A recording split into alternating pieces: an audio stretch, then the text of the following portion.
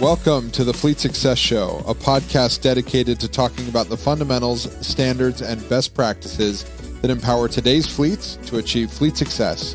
Let's get into the show. Welcome back for another episode of the Fleet Success Show. Glad to have you guys all with us. Today, we've got a super fun topic. Joining me, I've got Jeff Jenkins. How's it going? And Steve Saltzgiver. Good to see you again, or good to hear from you again. All right, so today, topic, we're going to talk about something that is probably pretty unique to the software as a service industry, right? What we call SaaS. It's something that's really common in our industry, but isn't really heard of outside this industry, typically. And that's this concept called Net Promoter Score, right? We call it the NPS, right? And Steve, you mentioned that, like Coca-Cola used this, and a couple of the other places you've been, they've talked about NPS. But Jeff, NPS before coming to this company, no clue. Never heard of it, right? Nope, not a word. So for everybody out there who's like Jeff and hasn't ever heard of NPS and dealt with NPS, we wanted to talk about it, explain what it is, how to measure it, why it's important, and what to do with it when you start doing it. This kind of falls underneath our stakeholder satisfaction pillar, because what NPS is really about is about finding out how your customers, your end users, feel about your product and service, right? So in the software industry, we ask the question, right? This is what Net Promoter Score comes out around, is we ask the question, how likely is it that you would recommend, in our case, RTA or whatever your software company is, how likely is it that you'd recommend this company to a friend or a colleague, right? And you answer, it's a scale of 0 through 10. Right? You take that score, and the way that this works is it's a percentage-based score. So you take the percentage of people that answer a 9 or a 10, right? These guys are your promoters. They're the ones who absolutely believe in you. They believe in the company. They love the product. They love what they're seeing, right? They are your promoters, right? We call them, like they're your cheerleaders, your evangelizers. They're the people who are in your corner. They're excited about what you're doing. They might also be your loudest critics, but they absolutely love what you have going on here, right? And they're 9 out of 10. They would recommend you to a friend or a colleague. Then you get in the middle with the 7s and 8s, and these are the passives. They're not, super enthusiastic towards the company, but they're also not detracting, right? They're not angry with the company. They're not displeased. They're just kind of meh, lukewarm, right? They're on the fence.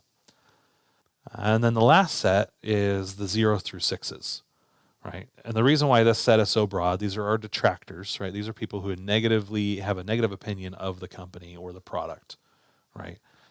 And the reason it's so big is because we have a bias to be more positive than we should be, right? Well, we don't really want to hurt their feelings. We want to be kinder. And so we have this natural bias, like if we were asked on a scale of 1 to 10, how likely is it that you'd recommend this, or if you've ever done like a company or a personal review, right? We've seen this too, like employee reviews. On a scale of 1 to 10, nobody answers a 3 or a 2, right? The lowest that they'll usually go is maybe a 5 or a 6, when in reality, they probably should be at the 1 or 2 range, right? So because of this bias, we put everybody that's in the 0 to 6 category as a detractor. Maybe to you that seems a little bit harsh, but the idea is that we don't want to overestimate the number of promoters and passives. We'd rather overestimate the number of detractors so that we can keep working and keep improving ourselves. Right? So the way that the NPS score works is you basically take the percentage of people that answer that were in your 9 to 10 bucket, your promoters, and you subtract out the percentage of respondents who were detractors. Right? So if you had 100 people answer the survey and you had 60 respond positively, right? You take 60 divided by 100 is 60%. Now I'm using nice even numbers because it's easy math. But let's say that you had 15 or so that were detractors, right? They were in that 0 to 6 camp, right? So that's 15%. So you take 60% minus 15%, your net promoter score would be 45. All right, so out of all the respondents, you basically just subtract out those two percentages, and that's how you come up with your net promoter percentage score.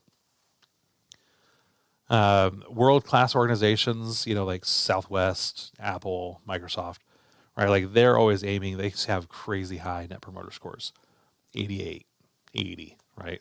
I think I saw on HubSpot, they usually try to recommend for SaaS companies that you aim for like 75 is world-class.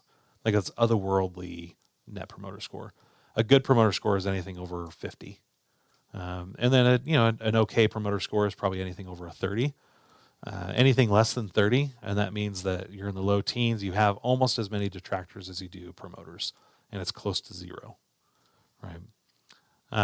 So that's kind of the nuts and bolts of the net promoter score, and how you go out and you figure it out, right? So Steve, at Coca-Cola, how are they identifying and creating this net promoter score? Like, who were they talking to? How did they send it out? Like, how did they get that question answered? I don't know all the ins and outs of it because our marketing department did that. I just Okay. know that when I worked there, that was a huge, big deal.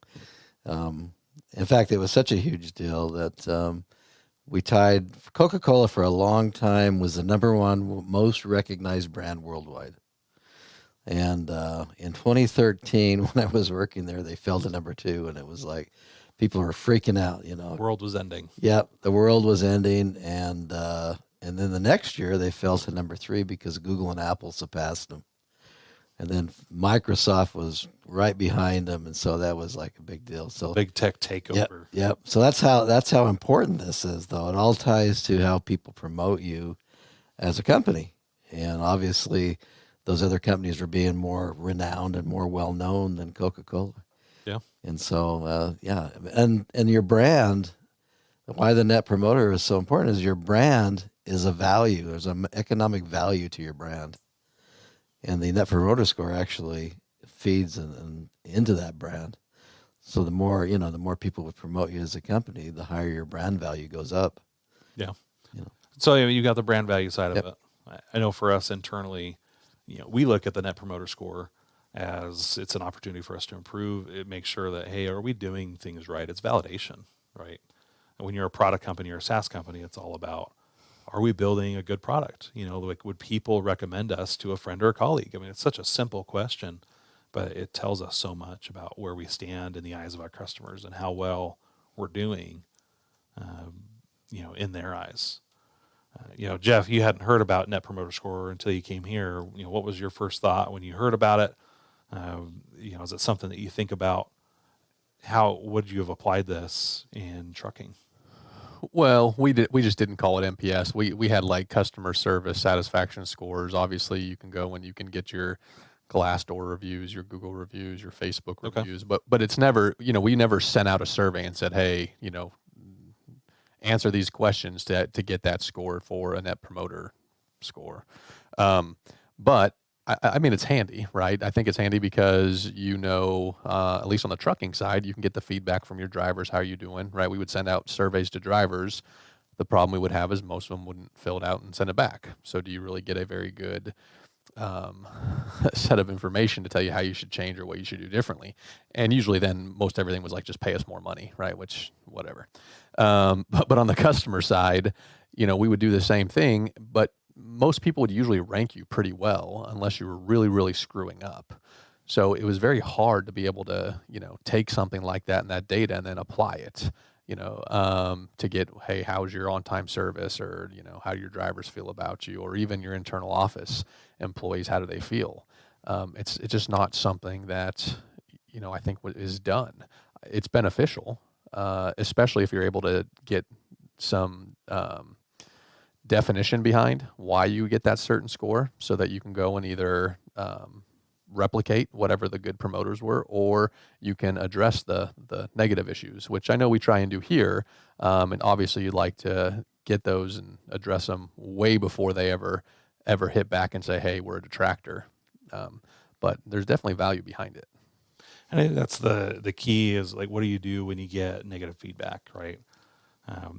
For a lot of SaaS companies, the big thing is that you try to reduce churn. Like, you try to keep clients happy. You want to keep clients subscribed to the product, right? And one of the biggest predictors of churn is, a negative net promoter score, a detractor on the net promoter. And so how do you handle it when you get, negative feedback? I think one of the keys there is looking at it as a learning opportunity, right? Approach it with some humility. We've talked about that in the culture side of it, but approach it with some humility as a learning opportunity that, okay, all they're doing is they care enough to tell me how they feel so that we can get better, right? I think there's this natural reaction whenever we get negative feedback that we want to kick back against it. We want to be defensive. We say, whoa, that's not true or that's not accurate. And you start arguing with it. I've always looked at negative feedback. It's a lot easier for people to give negative feedback than positive feedback. Much easier. So there's sort of a built-in bias anyway. So that's one good reason why you don't get too overreactive or defensive with it, right? Because it's those people that, like the Yelp reviews and all those things, people always go negative first. Yeah. But I think the main value, obviously, is when they give that score, what are you doing about it? Right. And how are you addressing their issue? And that's with any customer service score. And Jeff had talked about that earlier. How do you know if you're getting an accurate sample size? You might get more detractors than promoters. The people who are angry are the ones who are motivated to say something, right? So you've really got to take all that in consideration, but it still gives you at least a gauge, and I think that's what you're after is another benchmark, another gauge to improving your service or improving your operation. Yeah. And I think that's the key, right? Is we're looking for opportunities to say, like, what could we be doing better? What are we doing well? What could we be doing better? Where do we even stand? How do our internal customers feel about us? How do our external customers feel about us, right? If we're a private company like we are as a software company, you're doing external customers. And you're trying to figure out, like, hey, how likely is it that you'd recommend us to a friend or a colleague, right?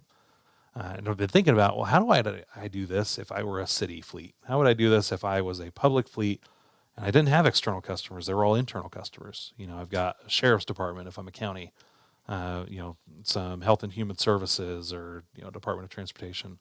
As a public entity, how do you do that?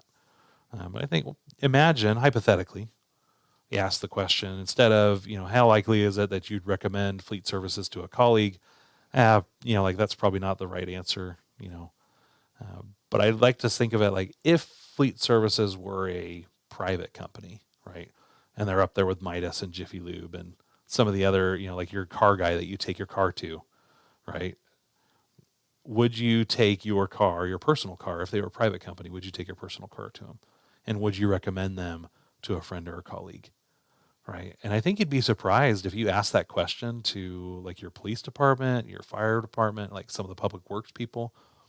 It'd be really interesting to see, and not just the tops, right? Not just the heads, although those voices need to be weighed really heavily, right? We can talk about that, but you ask everybody that you interact with through that process. I know when we send it out to everybody, right? You don't have to be the head of the organization because we want to know, how does the technician feel as they're using our product? How does the parts clerk feel as they're using our product? How does the fleet manager feel? What about the admin, right? They might not be the ones making the purchasing decision, but they definitely have a voice in it. And how are they feeling? And when we design our product, we're designing it around them. So what better way to get feedback of, there's an area here or a trend. We look for trends when we're looking at negative feedback. We'll look for trends and say, oh, look at this. We've got 7 or 8 people that are saying the same thing or something similar. The other thing we do when we get negative feedback, right, not just trend analysis, is we make it personal, right? And I think that's, you talked about customer service, Jeff, but it's personal, right? It's about making it, oh, okay, well, so-and-so Troy was really unhappy that we did something here. And even if we don't get any comment, we're responding to it. Hey, man, we're really sorry that we let you down. How can we improve? What do we need to do better? Oh, thank you so much for those comments that you left. I know that it's not easy for you to take some time out of your day to give us those. We'd really love to learn more, and how we can improve this mark in your eyes. I think it'd be kind of interesting. I know most top-rated fleets, they have some type of a custom review or something like this that they do on an annual basis just so they can have that feedback. But it'd be interesting if there's anybody out there actually using something similar to some form of NPS, where they actually ask a question just like you promoted there. Yeah, because that could be very interesting. to Well, get the that nice kind of thing feedback. about NPS, like why it got so popular in SaaS, is because it was a common definition and it was a common metric, right? Everybody could survey their customers and everybody could ask the same question and we could get a number back, right? If you're sending out, like 5 different questions, well, it's impossible to benchmark yourself against somebody else asking 5 different questions. Right. And because it's also a 0 to 10, it's a metric, it's a number, right? You can now quantify it, and it's really easy. It's a scorecard. Well, we're at 66. Well, that's interesting. You go talk to another company, and they're at 52. I wonder what they're doing different, right? And so, like, it's an internal metric we use as one of our vital signs, for the company health, is that, like, we want it to be over 50, right? At some point, we want to be over 75. But the idea is that, we have a benchmark that we're aiming for. I was actually looking prior to this, top-rated companies are just barely approaching 50. So, I mean, depending on depending some on, of the responses they get. And exactly. So it's we've seen some shifts, right? Like as COVID hit, there's definitely some shift in mentality. Like we've seen it climb super high, and we've seen it dip a little bit here and there. It's been kind of interesting. You don't do it all the time. You might do this once a quarter, and just send out an email to your stakeholders, and just ask them the question. Hey, how likely is it? If you're a public fleet, ask that question. If Fleet Services were a private company, would you take your car there? Would you recommend your friend or colleague bring their car into us? And if you are a private company and you are selling to external customers, ask them, send the survey to them. How likely is it that you recommend our services to a friend or colleague, right? And I think that just seeing that and knowing where you're at and hearing the feedback gives you an opportunity to improve and get better. It knows where you're at for stakeholder satisfaction. How do we improve stakeholder satisfaction? How do we make sure that the people we're serving are happy with our service, right? And not just taking it for granted that, we're a government operation, or, they can't get by without us in fleet. So we just kind of do what we do, and we don't ever try to improve, right? one thing I noticed too. I know internally on ours, we like to look at the 6 and belows because those are the ones that are negatively impacting. But for a while, I was looking at the 6 and their 7s and above because even they make recommendations. Yeah. Right. Even though they rate you okay, they still have sometimes some recommendations or Or feedback. even if they rate you great, Yeah, the best ones will give you feedback in their comments. And exactly. There's gold to be found in those hills, right? Yep. So we like doing that. We like doing the NPS survey. We think it works really well in a fleet environment. We haven't seen many fleets doing it. I'd be curious to see if others are. Yeah. If you're doing, NPS in your survey, let us know. Tag us on social media at Fleet Success. We'd love to hear about it. Jeff, going back to trucking, I know you've talked a little bit about some of the fun maintenance environments that you've been in. How do you think it would have affected the maintenance shop had they known how satisfied or dissatisfied, the drivers were with their vehicles? Well, that's a good question. I think that from a mechanic or technician level, I think that they care a lot more in some cases than the managers, because the managers knew, especially in the poor shop that I've referenced before about how it was run. The managers knew, and I just don't think they really cared, which was a whole nother bag of worms. But I think that everybody wants to do a good job, right? You want to. No one comes to work and says, you know what, today just screw everyone. I'm going to do a terrible job. I don't want to, I don't want to be here, so I'm just going to screw everything up. I don't think that ever happens. People want to do a good job. They want to be able to take care of what they need to take care of. And so by giving that feedback, I think that it definitely makes a difference. If you've got, well, here, I'll give you an example. It's not a very good example, but had my own personal vehicle, took it to Discount Tire, right? And I got a tire change. Well, guess what? 2 lug nuts weren't tightened on my truck. And because it was only 2, it wasn't a huge deal, right? But a couple days later, I noticed that some of the lugs were further out than the others, and they weren't tightened all the way. So obviously, it's from Discount Tire, changing my tire. And they sent that survey, as luck would have it, like the day after or something like that. And so I went ahead and, you guys did a terrible job. This is why you did a terrible job. And someone actually called me, the guy from the store, one of the store manager, the assistant manager called me, right? And, apologized profusely. Hey, bring it in. We'll do something, whatever. But I just said to him, well, what do you do with that information? And his response was, well, we're going to go talk to the technician that worked on your truck to make sure that this doesn't happen again in the future. And that's really what you want to get out of it, right? You want to have that corrective action that you can take so that you can prevent any issues that are going to happen in the future. Well, that's actually a pretty big deal on tires. I mean, It is. They've got to be torqued and everything to a certain standard. Right. You know, so I mean That's that's a huge safety issue. Yeah. I think what's awesome about that though is that they followed up with you and told you, hey, this is like what your feedback led to this action, right? And we're going to try to make sure that doesn't happen again. It's not just lip service. I think that's the key too, is that when you get negative feedback, that you don't just give it lip service and say, man, we're so sorry we heard that, but you know, like we'll try to get that fixed later.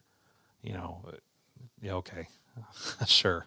I think we've all heard that before. We're like, and you know it, you've heard it when you get in the runaround or you're just getting the lip service and to hear it. Well, no, we're actually going to go talk to this guy, and we know the technician. You know, his name was whoever. You know, it was Jimmy or something like that. We're going to go talk to Jimmy and say, hey, you left 2 lugs untightened, and like that could have come off and killed somebody. You know? Yeah, I mean it's a good coaching experience. Yeah, great coaching opportunity. Yeah, exactly. You know, and maybe that's all you find out when you do the stakeholder satisfaction survey. You know, the NPS survey. Is that you're actually doing a really good job, and here's like just a couple things you need to improve. That's okay too, but now right? Now you don't have to wonder, well, how well are we doing? And I think what's fun is as we've done them, the comments have gotten more specific, and they've gotten more because people know we're looking at it and they know we're listening to it. And so, at first you get a few responses, and then as more of them come out, because you send these out every quarter, we just send an email out with a little, 0 through 10, like you just click a button and it rates it. As we've sent more out, though, we get more responses, and then we get more comments. And then when we call back and we say, hey, what's this? We find that we actually have success moving people from the 7-8 category, they're passive, into the 9-10 category, right? Well, that increases your NPS score. The other thing we found is that people who are kind of on the cusp, maybe they're a 5 or a 6 in the detractor area, well, we can get them out of the detractor category and into the passives, right? Maybe we can't make a full-blown champion out of them, but just by improving their mindset a little bit and letting them be heard, it changes their outlook on us and how we approach things, and they know that we care. And so then they become easier to work with, right? And I'm sure we've all had difficult customers, but sometimes just making that little extra effort helps move them out of that detractor category into a passive category. And again, by taking them out of the subtraction, now your NPS score goes up again, right? That same example, let's say that I moved 1 passive into a promoter and I got 1 detractor into passive, right? So the same number of passives, but I'm basically just taking 1 off of each end.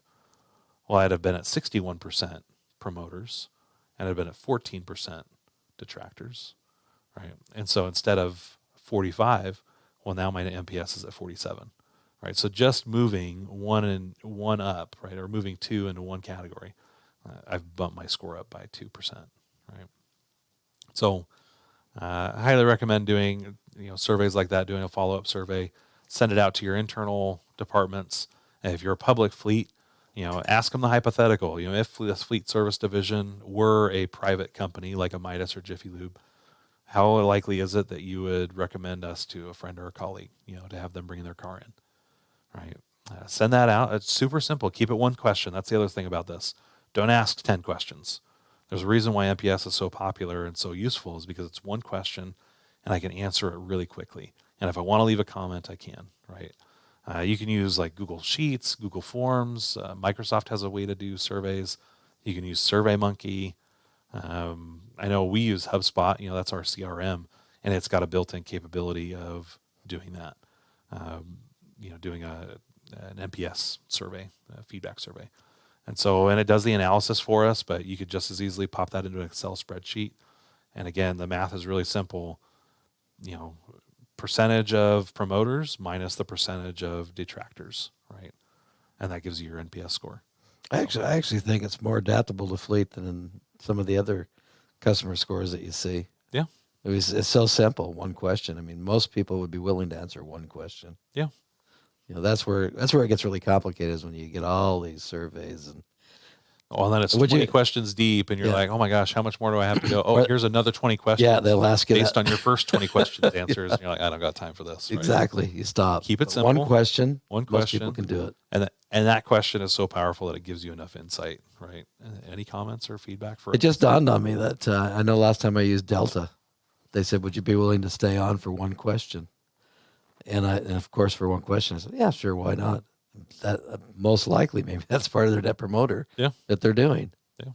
You know, Just getting really quick, Yeah. simple feedback, and that mechanism allows them to improve, to grow, to develop better relationships with their stakeholders, and improve stakeholder satisfaction, right? And that is a pillar of fleet success for a reason.